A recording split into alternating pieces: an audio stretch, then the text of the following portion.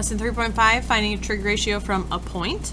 So we've got angle theta is in standard position. Standard position, I'll show you what that looks like once we get a triangle drawn.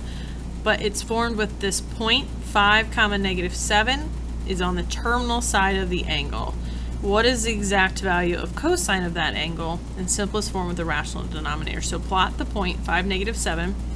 Then what you want to do is create a line coming from the origin to that point and then connecting with the x-axis. So if that point would have been in quadrant 1, we would have gone up to meet it.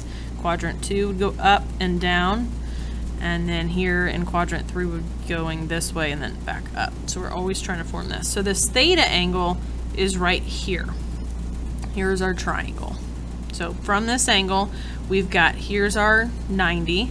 So these are the legs, and this is the hypotenuse. So I'm going to go ahead and label that. That 5 would be this horizontal distance. This is the -7. And we want cosine. Remember that cosine of theta, ca, it's adjacent over hypotenuse.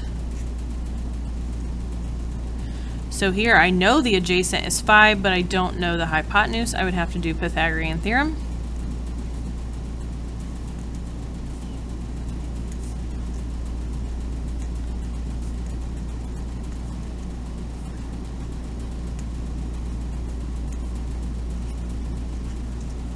Okay, 74 shouldn't, I don't think, does that divide by 4?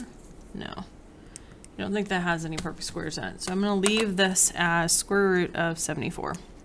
So now for cosine ca, I'm going to put 5 over square root of 74. And then I have to rationalize. So that would be 5 square roots of 74 over normal 74.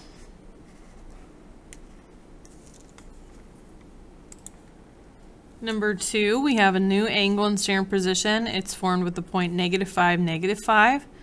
So it will go from the origin to there and then come up to meet the x-axis.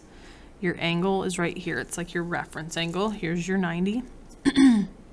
And so this horizontal distance is a -5 and this vertical distance is a -5. Again, we don't know the hypotenuse, but they're wanting me to find cosecant. Remember, cosecant is the same as 1 over sine. So it's the reciprocal of sine, which is opposite over hypotenuse. So really we'll have hypotenuse over opposite.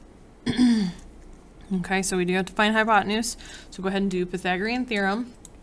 And you should get 5 square roots of 2. So now we're going to put that hypotenuse over the opposite. Opposite would be the -5. And then your 5s can divide, so just be a negative square root of 2, because it's taking 1 divided by -1, which is -1 square root of 2.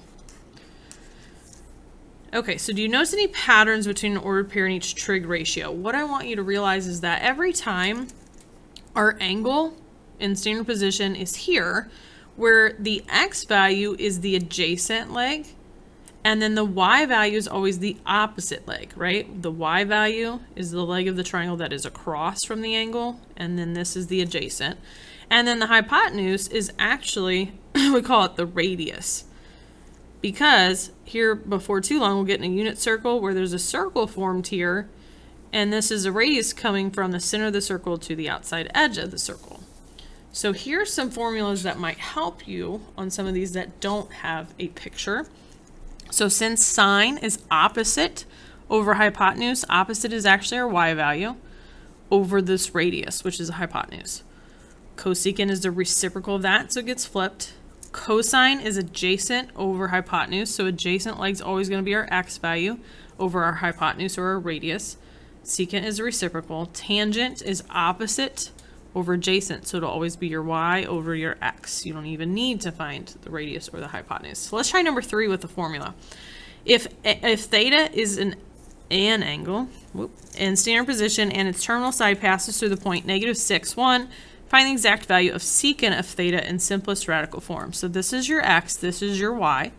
Secant is r over x. So I'm going to have to do Pythagorean theorem to get the r or the hypotenuse. I'm going to do my -6 squared plus 1 squared equals, I'm going to call it r squared. It's 36 plus 1. So my radius is really square root of 37. That's really just making the triangle, knowing the legs, finding the hypotenuse. And so now to find secant, I'm going to put that radius of square root of 37 over my x value, which is -6. And so you could really float the negative up on top if you wanted to and make it like that. But I know that won't simplify, so that's your final answer.